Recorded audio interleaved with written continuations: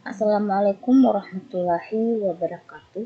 Saya Harmayanti dari CGP Angkatan 1 Kabupaten Pindrang akan membawakan tentang koneksi antar materi modul 3.2.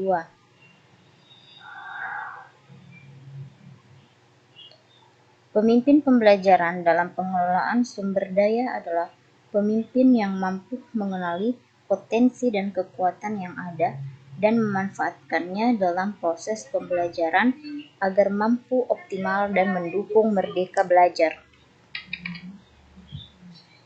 Implementasi di dalam kelas, sekolah, dan masyarakat sekitar sekolah. Yang pertama itu adalah memahami menjadi pemimpin pembelajaran dalam pengelolaan sumber daya. Yang kedua, mengkomunikasikan kepada kepala sekolah dan rekan guru materi yang telah dipelajari. Yang ketiga, memetakan aset yang ada dimiliki sekolah. Yang keempat, mengelola sumber daya yang ada dengan menggunakan pendekatan berbasis aset. Yang kelima, berkolaborasi dengan pihak terkait di sekolah untuk mendapatkan umpan balik dari pemetaan berbasis aset. Dan yang terakhir adalah mengaktifkan hasil dalam mengelola sumber daya di sekolah. Kemudian, hubungan pengelolaan sumber daya yang tepat membantu proses pembelajaran murid menjadi lebih berkualitas, yaitu berkaitan erat. Contohnya, lahan atau halaman sekolah yang luas dapat dimanfaatkan murid untuk berkebun dan praktek PJOK seperti sepak bola, voli, dan sebagainya. Hubungan materi yang berhubungan dengan materi lainnya. Yang pertama, modul 1.1, yaitu menuntun segala kekuatan kodrat yang ada pada anak-anak agar mereka mencapai keselamatan dan kebahagiaan setinggi-tingginya, baik sebagai manusia dan anggota masyarakat. Jadi, kekuatan kodrat inilah yang akan menjadi kekuatan oleh sekolah. Kemudian di modul 1.2 adalah nilai dan peran guru penggerak yang terdiri dari nilai mandiri, nilai reflektif, nilai inovatif, dan nilai kolaboratif, serta nilai yang berpusat pada murid tentu mempermudah guru dalam mencapai tujuan pembelajaran sesuai yang diharapkan secara maksimal. Nilai inilah yang menjadi kekuatan yang dimiliki oleh sekolah. Modul 1.3 yaitu menerapkan paradigma inquiry apresiatif untuk mendukung perubahan dalam mengembangkan interaksi sosial murid secara positif, arif, dan bijaksana.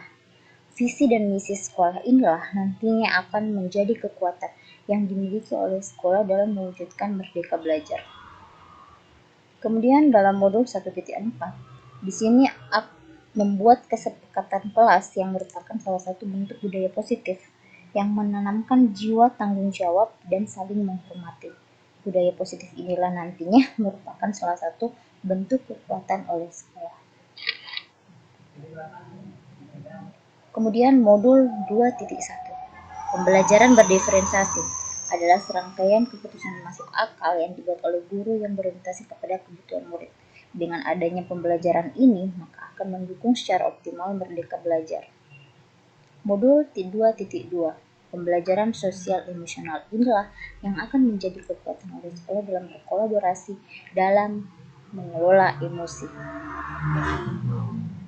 Kemudian di modul 2.3 adalah coaching yang merupakan suatu proses dalam mengarahkan seseorang dalam menemukan solusi atas permasalahan yang dihadapi.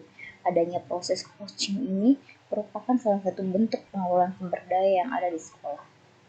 Kemudian dalam modul 3.1, pengambilan keputusan sebagai pemimpin pembelajaran dengan menggunakan langkah-langkah yang efektif yang nantinya merupakan salah satu bentuk kekuatan dan merupakan sumber daya yang dimiliki oleh sekolah.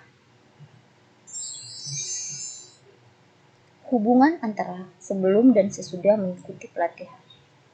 Sebelum mengikuti pelatihan, yang pertama itu saya belum memahami tentang peran dan fungsi pemimpin pembelajaran dalam pengelolaan sumber daya.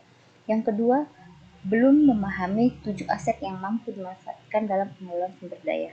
Yang ketiga, belum memahami tentang pengembangan komunitas berbasis aset dalam mengelola sumber daya yang ada di sekolah dan sekitarnya. Sesudah yaitu sesudah mengikuti pelatihan. Yang pertama itu menganalisis aset dan kekuatan dalam pengelolaan sumber daya efisien. Yang kedua, dapat merancang pemetaan potensi yang dimiliki sekolah menggunakan pendekatan pengembangan komunitas berbasis aset. Yang ketiga, dapat merancang program kecil menggunakan hasil pemetaan kekuatan atau aset yang sudah dilakukan. Dan yang terakhir adalah mampu menunjukkan sikap aktif, terbuka, kritis, dan kreatif dalam upaya pengelolaan sumber daya.